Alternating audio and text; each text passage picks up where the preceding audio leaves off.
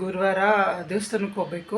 ಇನ್ನು ಪೂಜೆ ಮುಗಿಸಿಲ್ಲ. ಇವಾಗ ದೇವ್ರಿಗೆಲ್ಲ ತುಳಸಿ ಹಾರ ಹಾಕಿ ಪೂಜೆ ಮಾಡಿ ಆಮೇಲೆ ದೇವಸ್ಥಾನಕ್ಕೆ ಹೋಗ್ತೀನಿ. ದೇವಸ್ಥಾನ ರಾಯರ ಮಠ ನಾನು ಗುರುವಾರ ಮಾತ್ರ ಮಿಸ್ ಆಗಲ್ಲ. ಗುರುವಾರ ಮಾತ್ರ ಸ್ವಲ್ಪ ಬ್ಯುಸಿ ಇದ್ದೆ, ಹೋಗೋಕ್ಕಾಗಿಲ್ಲ. ಆದರೆ ವಾರ ಮಾತ್ರ ಮಿಸ್ ಆಗದಿದ್ರೆ ಹೋಗ್ತೀನಿ. ಈಗ ಹೊರಡಬೇಕು. ಇನ್ನೇನು ಏನಿಲ್ಲ, ಪೂಜೆ ಮಾಡಿ ಹೊರಡೋದಷ್ಟೇ. ಬನ್ನಿ, ನಿಮ್ಮನ್ನು ಇವತ್ತು ರಾಯರ ಮಠಕ್ಕೆ ಕರ್ಕೊಂಡು ಹೋಗ್ತೀನಿ. ನೋಡಿ, ಇವರೇ ನಮ್ಮ ರಾಯರು. ನಾನು ಇದು ಮಂತ್ರಾಲಯಕ್ಕೆ ಹೋದಾಗ ನವೆಂಬರಲ್ಲಿ ತಂದಿರೋ ಫೋಟೋ.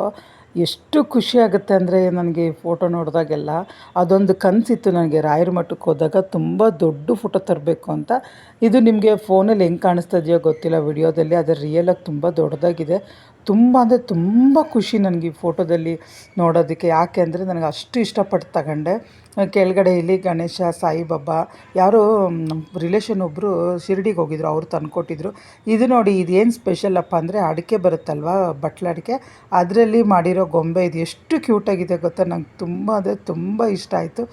ದೇವಸ್ಥಾನಕ್ಕೆ ಹೊರಡೋಣ ಬನ್ನಿ. ಇಲ್ಲಿ ದೇವಸ್ಥಾನಕ್ಕೆ ಹೋಗೋಣ ಅಂತ ಕೆಳಗಡೆ ಬಂದೆ, ಗಾಡಿ ತೆಗಿಯೋಣ ಅಂತ. ನನ್ನ ಮಗ ಗಾಡಿ ಕ್ಲೀನ್ ಮಾಡ್ತಾಯಿದ್ದ. ನೋಡಿರಿ, ಕ್ಲೀನ್ ಮಾಡ್ತಾಯಿದ್ದಾನೆ. ಗಾಡಿ ದೇವಸ್ಥಾನಕ್ಕೆ ಹೋಗೋಣ. ಅದು ನಾನು ಸ್ಕೂಲ್ ಇದ್ದಾಗ ಡೈಲಿ ಗಾಡಿ ತೆಗಿತದೆ, ಬೇಗ ಸ್ಟಾರ್ಟ್ ಆಗ್ತಾಯಿತ್ತು.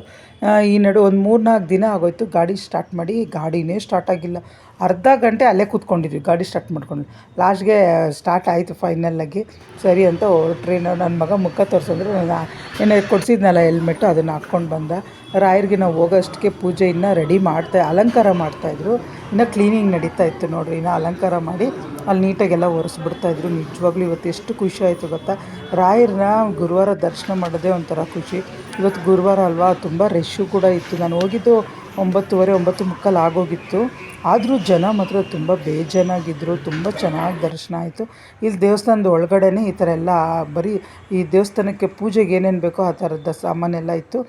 ರಂಗೋಲಿ ಹಾಕೋದು, ರಾಯರ ಫೋಟೋಸ್ ಇರ್ಬೋದು, ತಾಮ್ರದ್ದು, ಹಿತ್ತಾಳಿದು, ಈ ಹತ್ತಿ ಹಾರ ಬರುತ್ತಲ್ವ ಆ ಥರದ್ದು ತುಂಬ ಅಂದರೆ ತುಂಬ. ನನಗೇನಾರ ಬೇಕು ಅಂದರೆ ಹಬ್ಬಗಳ ಟೈಮಲ್ಲಿ ನಾನು ಇಲ್ಲೇ ತೊಗೊತೀನಿ. ಇಲ್ಲಿ ಫೈನಲ್ಲಾಗಿ ದೇವ್ರದ್ದು ಫುಲ್ ಅಲಂಕಾರ ಮುಗಿಸಿ ನೀಟಾಗಿ ಅಲಂಕಾರ ರೆಡಿಯಾಗಿತ್ತು. ಎಲ್ಲರೂ ನೀಟಾಗಿ ದರ್ಶನಕ್ಕೆ ತೋರಿಸ್ತಾಯಿದ್ರು. ಎಷ್ಟು ಚೆನ್ನಾಗಿತ್ತು ಅಂದರೆ ರಾಯರನ್ನು ನೋಡೋದೇ ಒಂಥರ ಖುಷಿ ನನಗೆ. ಗುರುವಾರ ಬಂದರೆ ಏನೋ ಒಂಥರ ಹಬ್ಬ ಥರ ನನಗೆ ಅದೊಂಥರ ಫೀಲ್ ಆಗುತ್ತೆ. ಅಂದರೆ ಅಷ್ಟಿಷ್ಟು ಫೀಲ್ ಆಗೋಲ್ಲ. ಫೈನಲಾಗಿ ದೇವ್ರ ದರ್ಶನ ಮುಗಿಸ್ಕೊಂಡು ಈಚೆಗೆ ಬಂದೆ. ನನ್ನ ಮಗ ಈಗಲದು ಮುಖ ತೋರಿಸು ಅಂದರೆ ಹಂಗೆ ಹೆಲ್ಮೆಟ್ ಹಾಕ್ಕೊಂಬಿಟ್ಟ. ನೋಡಿರಿ, ಇದು ಗಣೇಶನ ದೇವಸ್ಥಾನ, ತುಂಬ ದೇವರಿದೆ ಒಳಗಡೆ. ಇದು ರಾಯರ ಮಠ, ತುಂಬ ಹಳೆಯ ITI ಇದು ರಾಯರ ಮಠ. ಇದು ರಾಘವೇಂದ್ರ ಸರ್ಕಲಲ್ಲಿರೋದು. ನನ್ನ ಮಗ ಸರಿ ಅಂತ ಬಾ ಅಂತ ಹಂಗೆ ವೀಡಿಯೋ ಮಾಡಿದೆ. ಬೈದ, ನೀನು ಡ್ರೈವಿಂಗ್ ಮಾಡೋ ಟೈಮಲ್ಲಿ ವೀಡಿಯೋ ಮಾಡಬೇಡ ಅಂತ. ನಮ್ದು ಇರೋದು 3ನೇ ಫ್ಲೋರ್ ಎಕ್ಕ. ಅಷ್ಟಕ್ಕೆ ನಿಜವಾಗ್ಲೂ ಫ್ರೆಂಡ್ ಸಾಕಾಗೋಗುತ್ತೆ. ಆಲ್ರೆಡಿ ಯಾಕೋ ಇವತ್ತು ಮಳೆ ಬರೋಂಗಿತ್ತು. ನೋಡಿದ್ರೆ ನಾನು ಮನೆಗೆ ಬಂದೆ, ನೋಡ್ರಿ ಆಗಲೇ ಒಂಥರ ವೆದರ್ ಒಂಥರ ಚೇಂಜಸ್ ಆಗೋಗಿತ್ತು. ತುಂಬ ಚೆನ್ನಾಗಿತ್ತು, ಕೂಲಾಗಿತ್ತು. ನೋಡಿದ್ರೆ ಮನೆಗೆ ಬಂದು ಒಂದು ಅರ್ಧ ಗಂಟೆ 3/4 ಗಂಟೆಗೆಲ್ಲ ಮಳೆ ಸ್ಟಾರ್ಟು. ಯಾವ ರೇಂಜಲ್ಲಿ ಮಳೆ ಬಂತು ಅಂದರೆ ಯಾವ ರೇಂಜಲ್ಲಿತ್ತು. ಫುಲ್ಲು ಗುಡುಗು ಮಿಂಚು, ಮಳೆ ಅಂದರೆ ಮಳೆ. ನೋಡಿರಿ, ಸಖತ್ತಾಗಿತ್ತು. ನೋಡೋಕೆ ಮಾತ್ರ ತುಂಬ ಚೆನ್ನಾಗಿತ್ತು. ಸರಿ, ಏನಾದರೂ ಖಾರವಾಗಿ ಮಾಡೋಣ ಅಂತ ಚಟ್ನಿ ಪುಡಿ ರೆಡಿ ಮಾಡೋಣ ಅಂತ ಮಾಡಿದೆ. ಇಲ್ಲಿ ಒಂದು ಪ್ಯಾನ್ಗೆ ಕಡಲೆ ಬೀಜ ಹಾಕ್ಕೊಂಡಿದ್ದೆ. ಒಂದು ದೊಡ್ಡ ಬಟ್ಲು ತುಂಬ ಕಡಲೆ ಬೀಜ ತೊಗೊಂಡು ಸ್ವಲ್ಪ ಕಲರ್ ಬರೋವರೆಗೂ ಫ್ರೈ ಮಾಡ್ಕೊಳ್ಬೇಕು. ಅಂದರೆ ಸ್ವಲ್ಪ ಉರಿಬೇಕಿದ್ದು. ಗೊತ್ತಾಗುತ್ತೆ, ಕಡಲೆ ಬೀಜ ಗೊತ್ತು ನೋಡಿರಿ. ಈ ಅದ ಬಂದಾಗ ಹುರ್ಕೊಳ್ಬೇಕು. ಆ ಹೊಟ್ಟೆಲ್ಲ ತೆಗೆದು ಒಣಮೆಣ್ಸಿನ್ಕಾಯಿ ಖಾರಕ್ಕೆ ತಕ್ಕಂಗೆ, ನಿಮ್ಮಲ್ಲಿ ಖಾರ ಜಾಸ್ತಿ ತಿಂತಾರೆ ಅಂತ ಜಾಸ್ತಿ ಹಾಕ್ಕೊಳ್ರಿ, ಇಲ್ಲಾಂದರೆ ಸ್ವಲ್ಪ ಹಾಕ್ಕೊಳ್ರಿ. ನಾನು ಇವತ್ತು ಅದು ಏನೋ ಗೊತ್ತಿಲ್ಲ, ಜಾಸ್ತಿ ಹಾಕ್ಕೊಂಬಿಟ್ಟಿದ್ದೀನಿ. ಹೆವಿ ಖಾರ ಇತ್ತು ಹೇಳ್ಬೇಕಂದ್ರೆ. ನಾನು ನೋಡಿರಿ, ಅದು ಊರಿಂದ ಮೆಣಸಿನ್ಕಾಯಿ ಬೇರೆವ, ತುಂಬ ಖಾರ ಇತ್ತು.